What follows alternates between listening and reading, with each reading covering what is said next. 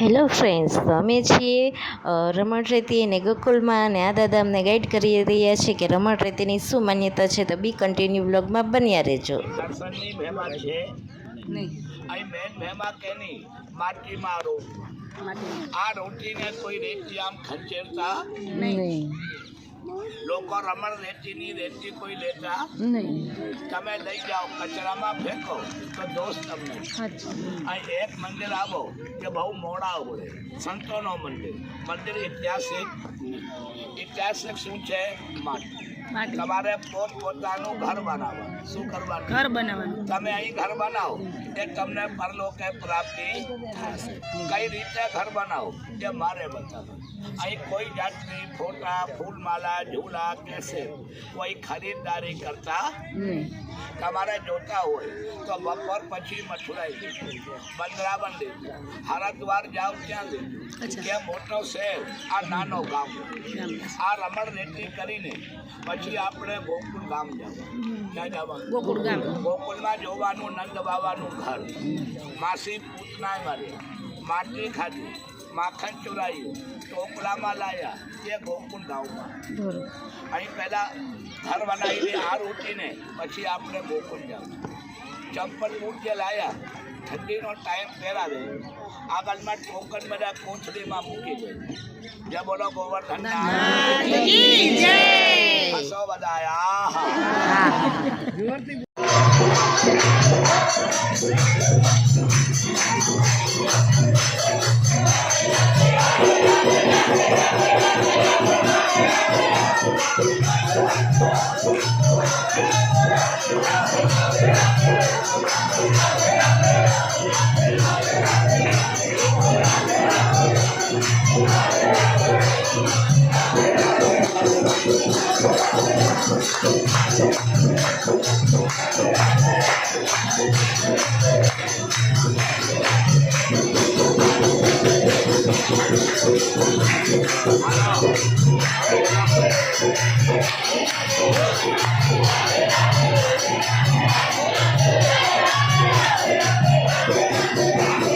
તો મિત્રો, રમણ રેતીમાં આવો એટલે નાનાથી લઈને મોટાને હર કોઈને આ રીતે હાથ જોડીને 3 વાર આગળ અને 3 વાર પાછળ આડોટવાનું હોય છે. અને અહીંની ખાસ વાત એ છે કે તમે ગમે તેટલા ધોળમાં આડોશો રમશો પણ અહીંની માટી તમને ચોટશે નહીં કે તમારી સાથે જશે નહીં.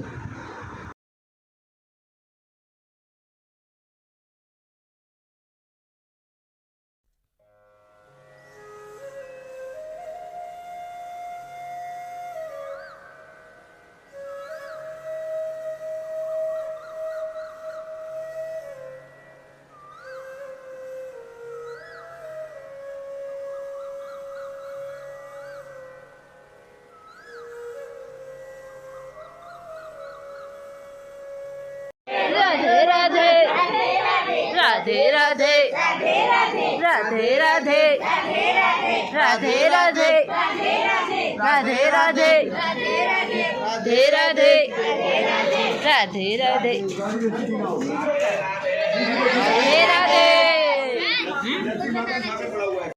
તો મિત્રો, અમે છીએ ગોકુળમાં અને તમે જોઈ રહ્યા છો આ ગોકુળની બજાર છે. અને આ વિવિધ પ્રકારની ચાટ છે, જેમાં છે કાંજીવડા, ખમણ ઢોકળા, દહીં પાપડી ચાટ, આલુ ટિક્કી. તો ગોકુળ મથુરાની ચાટ બહુ જ વખણાય છે. તો અમે પણ અહીંયા ટ્રાય કરી હતી એક આલુ ટિક્કી અને સાથે સાથે એક વેજ પફ. તો તમે જોઈ રહ્યા છો કે હું અહીંયા ખાઈ રહી છું. ખૂબ જ એકદમ લાજવાબ આલુ ટિક્કી ચાટ હતી અને સાથે પફ પણ જોરદાર હતો. તો તમે ગોકુળ મથુરા આવો તો જરૂર આ ટ્રાય કરજો. મારો બ્લોગ તમને કેવો લાગે છે જરૂરથી જણાવજો. સાથે સાથે લાઈક, સબસ્ક્રાઈબ એન્ડ શેર કરજો. નવા બ્લોગમાં જલ્દી મળીશું. તો ત્યાં સુધીમાં આવજો.